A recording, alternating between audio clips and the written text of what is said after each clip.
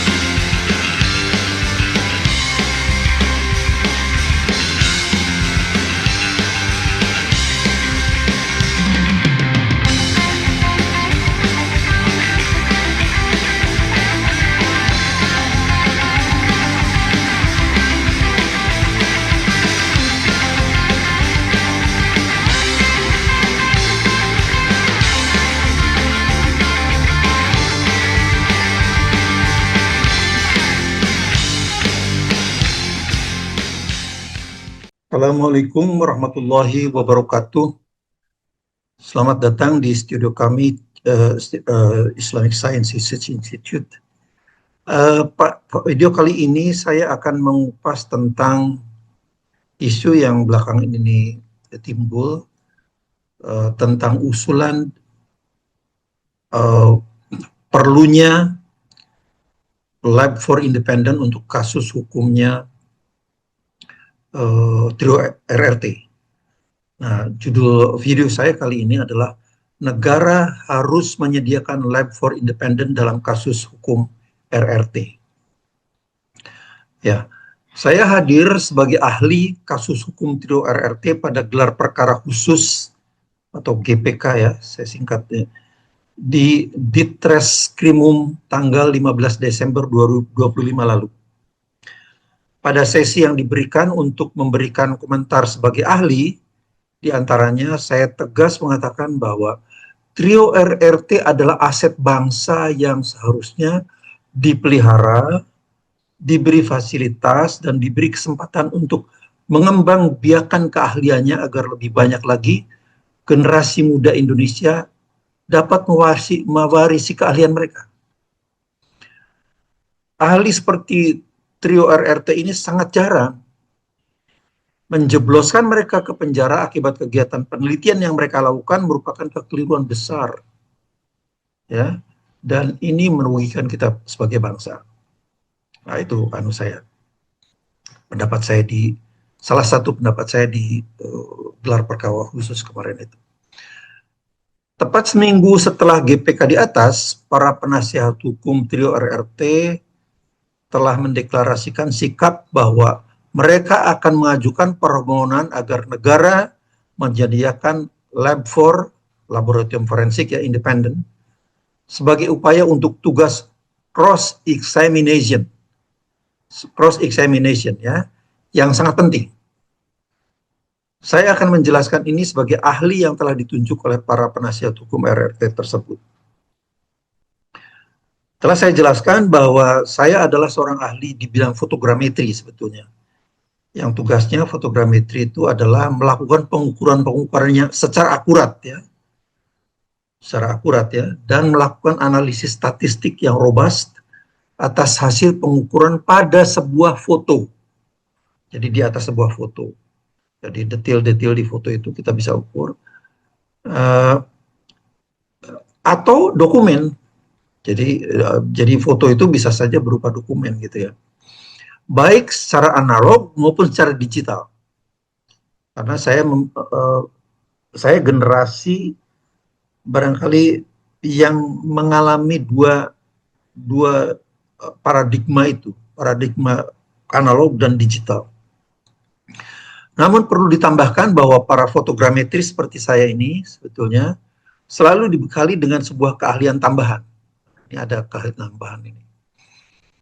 Ilmu yang sangat penting yaitu theory of errors, teori kesalahan, ya, theory of errors, teori kesalahan. Nama mata kuliahnya di perguruan tinggi dapat berupa nomenklatur yang berbeda, macam-macam lah. Gitu. Tapi intinya adalah itu. Nama generiknya adalah theory of errors, teori kesalahan. Alhamdulillah saya punya sejarah yang panjang juga mendalami keahlian di bidang ini. Menurut theory of errors, usulan para penasihat hukum trio RRT agar negara menyediakan lapor independen hukumnya adalah imperatif, wajib. Nah, mengapa? Saya jelaskan ini. Ya, izinkan saya memberikan ilustrasi sederhana untuk memberikan betapa pentingnya kehadiran lab for independent ini. Semua ciptaan Tuhan ini di alam raya ini, ya, di alam raya ini, Anda bisa perhatikan itu memiliki sifat yang stokastik, unik, random. Nah, itu stokastik itu unik, random,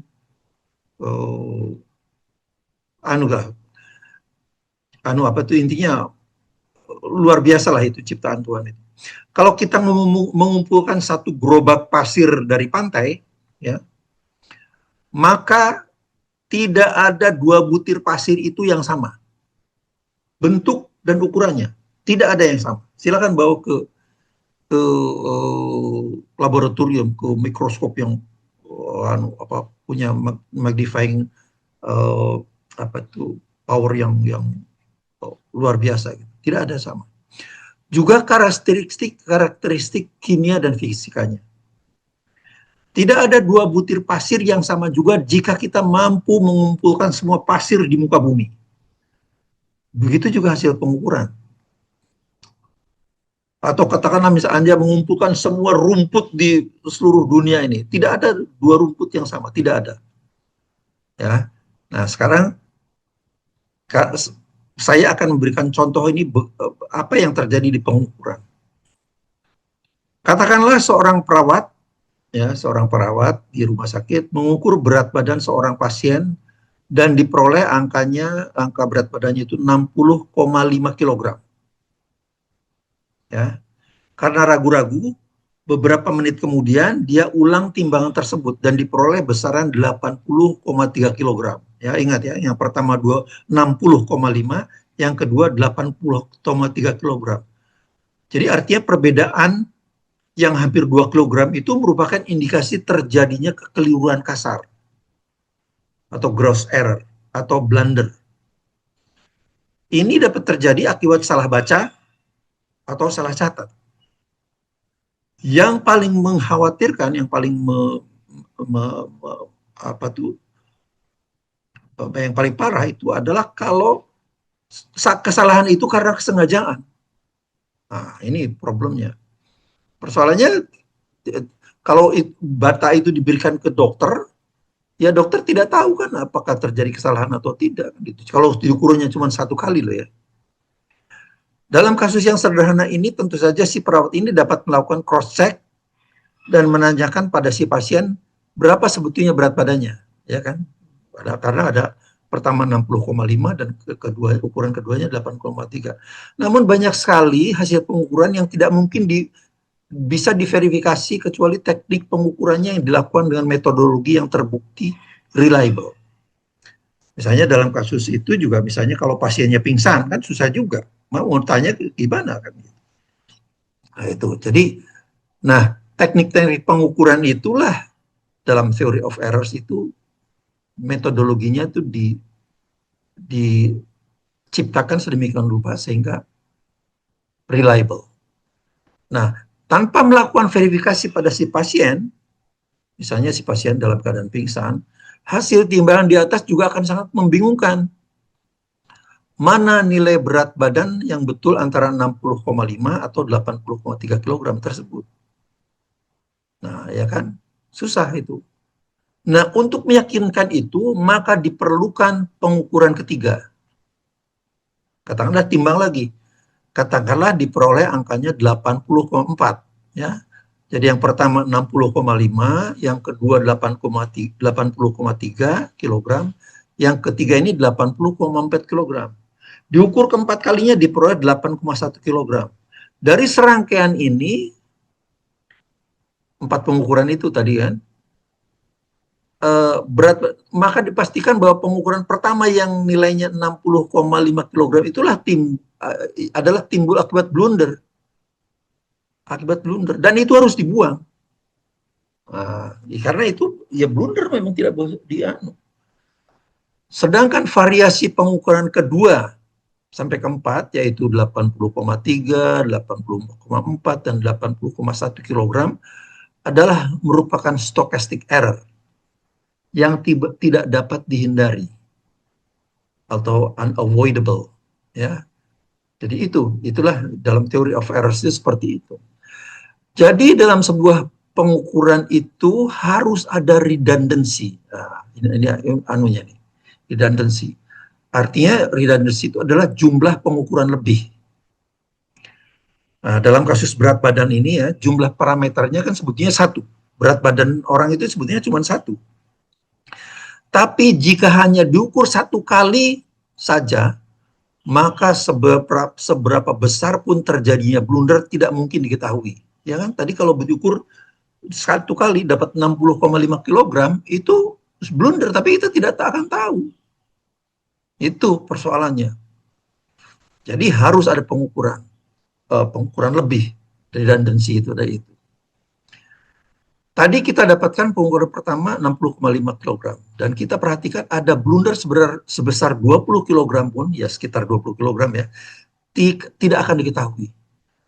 Nah, sekarang bahkan ketika pada pengukuran kedua kita memperoleh angka 80,3 kg pun, jadi sudah ada redundancy-nya satu kan, sejatinya kita masih belum tahu mana di antara 60,5 dan 80,3 kg tersebut yang benar. Baru jelas tampak di mana terjadinya blunder ketika pengukuran ketiga dilakukan. Jadi, ketika minimal ada 2 redundancies, 2 pengukuran lebih, baru kita dapat simpulkan terjadi blunder pada pengukuran pertama. Ilmu statistik mengatakan bahwa lebih banyak redundancy ini berarti meningkatkan reliability atau tingkat kepercayaan hasil pengukuran. Jadi adanya redundancy itu, pengukuran lebih itu harus dan lebih banyak itu lebih reliable, itu intinya. Jadi tuntutan para penasihat hukum dan tersangka trio RRT untuk menghadirkan lab for independent itu adalah sangat masuk akal sehat, bahkan imperatif, wajib ini hukumnya. Supaya ada cross check. Idealnya malah jika ada 3 lab for yang ketiganya bertindak secara independen, ya. Ini independen ini sangat penting sekali. Jadi jangan kemudian ada bias, ada kong kali kong di antara mereka. Tidak boleh. Harus betul-betul ini sendiri. Apalagi seperti disebutkan oleh salah seorang tersangka, Rismon Sianipar, itu setelah sidang pengadilan CLS Citizen Lawsuit pertama di Surakarta pada 23 Desember 2025 lalu, ya. Dan juga penasihat hukumnya Abdul Ghafur Sangaji pada catatan Demokrasi TV One juga tanggal 23 Desember 2025. Mereka berdua mengatakan cukup banyak kasus hasil lab for Polri yang tidak dapat dipercaya.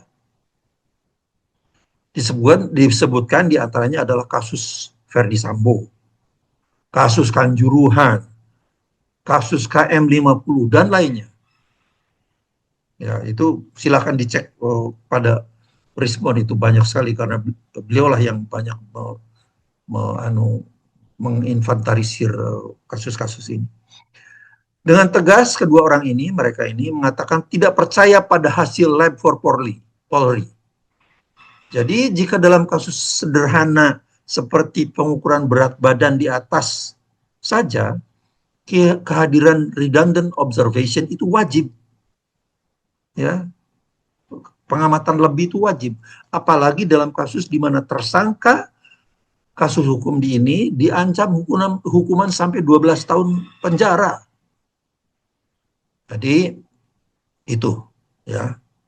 Sudah cukup banyak indikasi yang menunjukkan bahwa kasus ini penuh dengan bias, keberpihakan pada Pak Jokowi.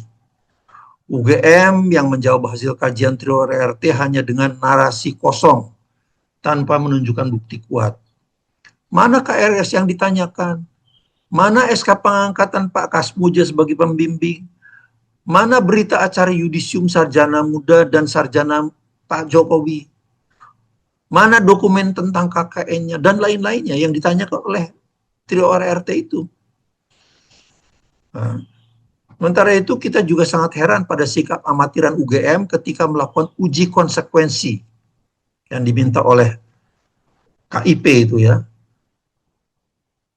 Ternyata yang dilakukan uji konsekuensinya hanya di lingkungan internal UGM saja. Kalau ada ahli hukum, UGM.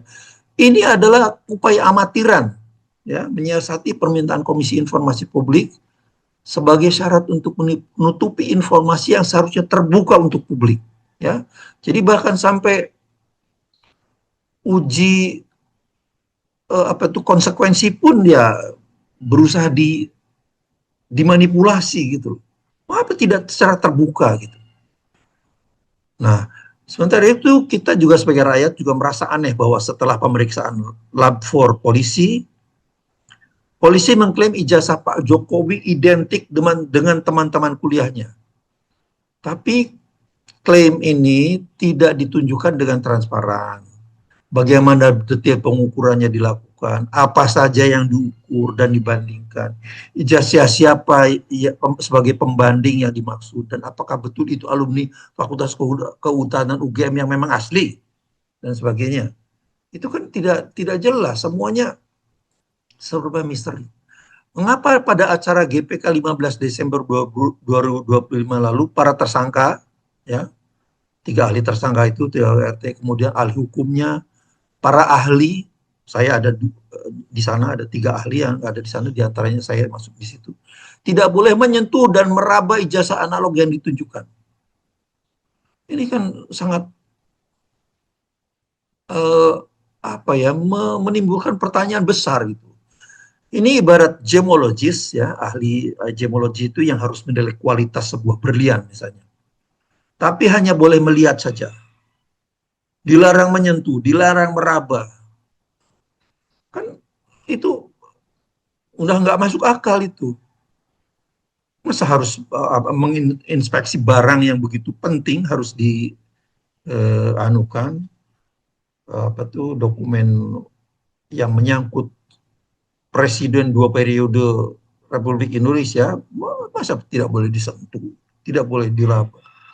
Sementara itu, para tersangka akan dijerat dengan hukuman 12 tahun penjara. Jadi kita juga heran, tiba-tiba ada juga di KPU Surakarta, KPU Jakarta, dan KPU Pusat. Seperti diorkestrasi untuk menutup akses atas dokumen publik berkas pendaftaran Pak Jokowi di KPU Surakarta dan Jakarta dan Pusat itu.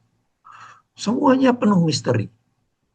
Padahal coba kita cek, sejak kita SD kita sudah dididik ya untuk tidak hanya menuliskan hasil akhir pertanyaan pada ulangan dan ujian seperti matematika, fisika misalnya. Jadi kita tidak boleh cuma angka X saja hasil akhirnya, nggak bisa itu. Kita juga harus menunjukkan proses perhitungannya yang kita lakukan. Itu ya, itu harus ada itu.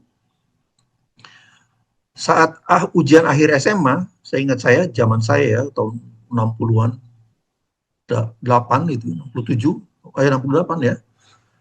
Seingat saya bahkan kertas buram, untuk kalau kita melakukan perhitungan matematik itu kan harus ada kertas buram.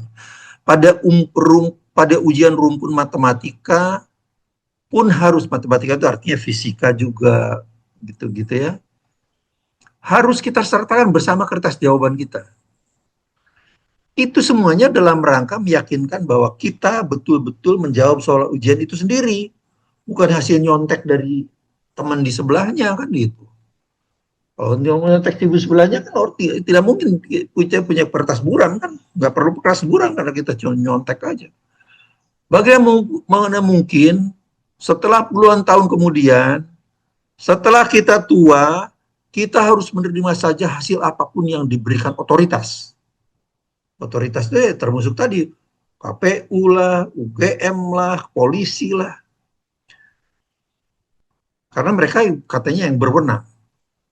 Yang berwenang memang telah memperoleh mandat dari negara dan mewakili rakyat untuk menjalankan tugasnya. Namun kan bukan berarti yang berwenang itu boleh berlaku sewenang-wenang. Semuanya harus transparan, karena itulah landasan utama sebuah keputusan yang adil. Jadi, kehadiran Lab 4 Independent adalah wajib. Yang ideal adalah jika ada 3 Lab 4 Independent, seperti contoh yang saya berikan pada hasil pengukuran berat badan di atas tadi. Dan mereka harus melakukan proses pengujiannya secara transparan. Ketiga-tiganya itu harus transparan. Apa yang diukur, bagaimana mengukurnya, alatnya apa, proses. Itu harus di semuanya diungkapkan. Bukan hanya menampilkan hasil akhir. Ya, dalam ujian sejak SD pun kita sudah dididik untuk tidak seperti itu.